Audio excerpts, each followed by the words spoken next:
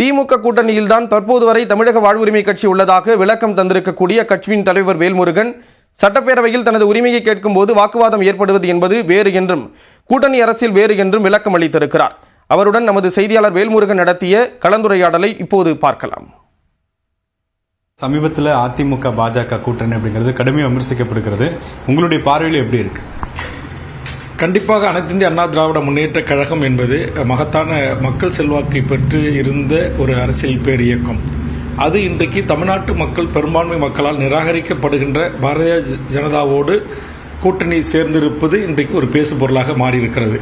கண்டிப்பாக தமிழ்நாட்டு மக்கள், தமிழர்கள் குறிப்பாக மதத்தின் பெயரால் மக்களை அணி சேர விடாமல், ஒற்றுமையாக இயங்க விடாமல் பல்வேறு விதமான அரசியல் செய்து வருகின்ற பாரதிய ஜனதா தலைமையில் அனைத்து இந்திய அண்ணா திராவிட முன்னேற்ற கழகம், தமிழ்நாட்டில் அதிமுகவின் தலைமையில் பாரதிய ஜனதா என்கிற இந்த நிலைப்பாட்டை பொதுவாக தமிழ் சமூகம் ஏற்றுக்கொள்ள மறுக்கும். அதற்கான ரிசல்ட் என்று சொல்லக்கூடியது வரும் சட்டமன்ற தேர்தலில் இதற்கான பதில் கிடைக்கும் என்று நான் கருதுகிறேன். உங்களுடைய நிலைப்பாடு என்னவா இருக்கு? 2026 திமுகவுடன் தான் பயணிப்போம் அப்படிங்கிறதுல உறுதியா இருக்கிறீங்களா, அல்லது அதுல மாற்றம் ஏற்பட வாய்ப்பு உண்டா? இல்லை, நாங்கள் உங்களுக்கு தெரியும், நாங்கள் நாடாளுமன்ற 2 நாடாளுமன்ற தேர்தல், ஒரு சட்டமன்ற தேர்தல், ஒரு உள்ளாட்சி தேர்தல், இந்த 4 தேர்தல்களும் திமுக தலைமையிலான மதச்சார்பற்ற இந்த அணியில் தான் நாங்கள் கூட்டணியில் தொடர்கிறோம். அப்போ இப்போதும் நாங்கள் திமுக தலைமையிலான கூட்டணியில் தான் இடம்பெற்று இருக்கிறோம்.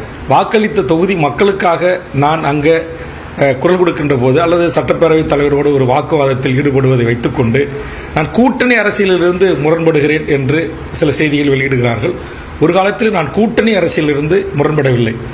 சட்டமன்றத்தில் எனக்கான நேரத்தை அதிகப்படுத்தி தாருங்கள், துணை கேள்வி கேட்க வாய்ப்பு கொடுங்கள், கவனஈர்ப்பு தீர்மானத்தில் பேச வாய்ப்பு கொடுங்கள், நேரமில்லா நேரம் என்று சொல்லக்கூடிய 0 ஹவர்ஸில் தமிழ்நாட்டுடைய அதிமுக்கியத்துவம் வாய்ந்த பிரச்சனைகளை குறித்து நான் பேசுவதற்கு எனக்கு வாய்ப்பு தாருங்கள் என்று கேட்கிறேன். அது எனக்கான உரிமை.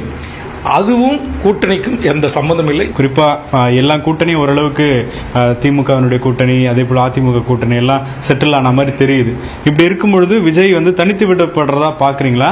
அது அவருக்கு எப்படிப்பட்ட அரசியல் பயணத்தை கொடுக்கும்? அது அந்த கட்சியினுடைய செயற்குழு, பொதுக்குழு, உயர்நிலைக்குழு கூடி அந்த தலைவர் எடுத்து அறிவிக்க வேண்டிய ஒரு முடிவு. என்னை பொறுத்த வரையில் விஜய் அவர்கள் இன்னும் மக்களுக்காக களத்தில் இறங்கி மக்களோடு நின்று மக்களுக்காக பணி செய்து மக்கள் மனங்களை வென்று ஒரு மகத்தான அரசியல் தலைவராக அவர் உருவாக வேண்டும்.